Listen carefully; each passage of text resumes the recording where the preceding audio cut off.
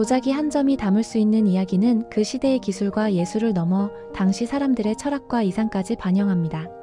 흑백 상감 운학 운봉문 매병은 그러한 도자기의 진정한 가치를 보여주는 작품입니다. 고려 도공들의 손끝에서 탄생한 이 매병은 단순히 아름다움을 넘어 역사적, 문화적 상징성을 지닌 걸작으로 평가받고 있습니다. 여러분은 지금 고려시대의 장인 정신과 철학적 깊이를 담은 걸작을 만나러 가는 여정을 시작합니다. 오늘 이 시간 흑백 상감 운학 운봉문 매병의 숨겨진 매력과 이야기를 함께 살펴보시죠. 특히 이 매병은 첨단과학감정원의 정밀한 분석을 통해 제작 연대가 1243년으로 밝혀졌습니다. 시대를 초월한 아름다움과 장인 정신이 담긴 이 작품은 고려 도자기 예술의 정수를 보여줍니다. 지금부터 이 매병의 숨겨진 매력과 이야기를 함께 살펴보시죠. 중도 갤러리는 문화유산의 가치를 널리 알리고 보존하기 위해 네이버 카페를 운영하고 있습니다.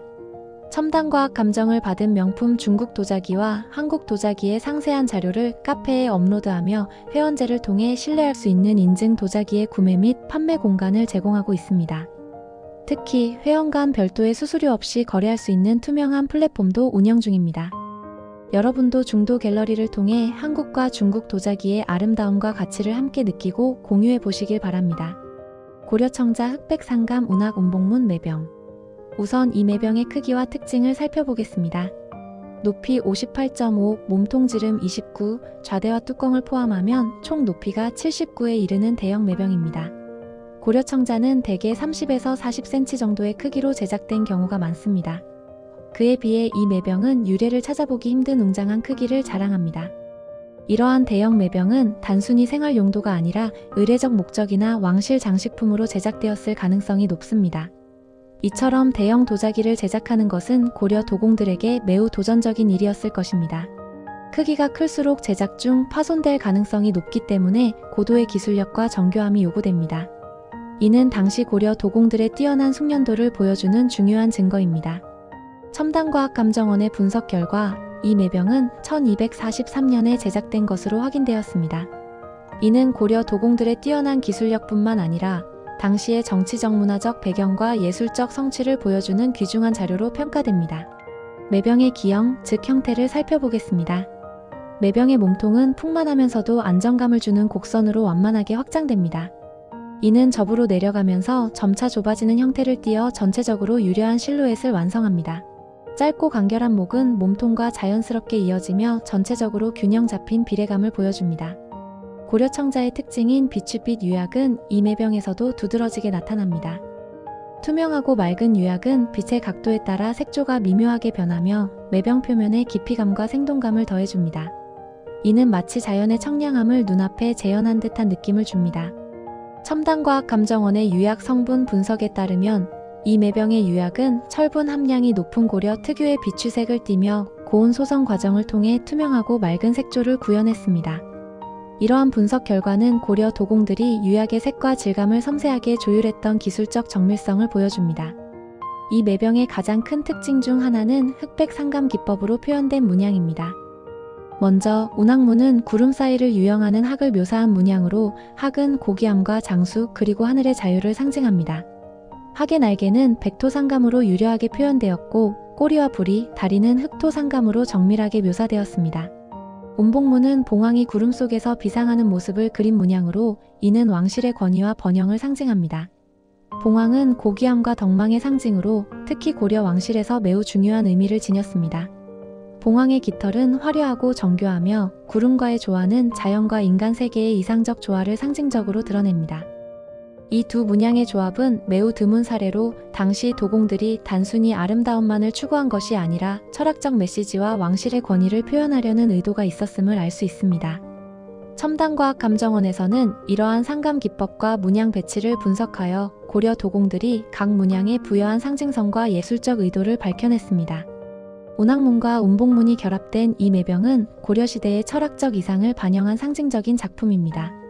두 문양의 결합은 자연과 인간, 하늘과 땅의 조화를 상징합니다. 학과 봉황 모두 하늘과 연관된 신령한 상징으로 이 매병은 왕실의 안녕과 번영을 기원하는 의미를 담고 있었을 가능성이 높습니다. 또한 당시 고려 사회의 유교적 이상과 불교적 세계관이 자연스럽게 융합된 결과물로 볼 수 있습니다. 이는 단순히 장식적 아름다움을 넘어 철학적이고 영적인 깊이를 더합니다. 따라서 이 매병은 왕실 의례에서 중심적인 역할을 했거나 외교적 선물로 사용되었을 가능성이 매우 높습니다. 이 매병은 뚜껑과 좌대가 모두 완벽하게 보존되어 있습니다. 뚜껑 상부에는 구름 속에서 유영하는 학이 흑백 상감 기법으로 정교하게 표현되어 있습니다.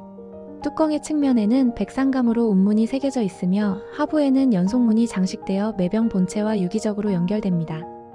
좌대는 매병의 웅장함을 안정적으로 지탱하며 작품 전체의 완성도를 높이는 데 기여합니다. 좌대와 뚜껑이 모두 온전히 보존된 점은 이 매병의 역사적 가치와 희소성을 더욱 강조합니다. 첨단과학감정원의 분석에 따르면 좌대와 뚜껑의 제작 공정과 재료는 본체와 일치하며 이는 매병이 하나의 완성된 예술작품으로 제작되었음을 입증합니다. 이러한 진귀하고 희귀한 고려 청자들은 왜 국내에서 찾아볼 수 없는 것일까요? 고려시대 강진과 부안의 가마터에서 제작된 고급 청자는 왕실과 귀족층을 위한 용도로 제작되었으며 정치와 경제의 중심지였던 개성으로 운반되었습니다. 개성은 고려 왕조의 수도로 이러한 도자기들이 왕실에서 사용되거나 외교적 선물로 활용되었으며 외세의 침략과 약탈로 인해 대량의 진귀한 도자기가 해외로 유출되었습니다. 이로 인해 국내의 대부분의 도자기가 외세의 침략을 받으며 온전하지 않은 상태로 그것도 극히 일부의 기역만 대다수 발견되고 있습니다. 이처럼 한국을 떠난 많은 도자기들이 현재 외국의 박물관이나 개인 컬렉션에 소장되어 있습니다. 이는 우리의 문화유산을 잃은 아픔이자 이를 다시 재조명하고 세계적으로 알리는 노력이 더욱 중요함을 보여줍니다. 현재 국내 도자기 감정은 거의 전통적인 안목 감정에 의존하고 있으며 일부 감정단은 보존 상태가 너무 훌륭하거나 본인이 경험하지 못한 도자기를 현대작이나 가품으로 단정 짓는 경우가 있습니다. 이는 전통 문화유산의 다양성과 고유성을 연구하고 보존해야 하는 본래 목적을 훼손하고 있습니다. 첨단과학 감정은 도자기의 재료, 제작 기법, 연대 등을 객관적으로 분석하여 이러한 오류를 극복할 수 있는 중요한 방법입니다.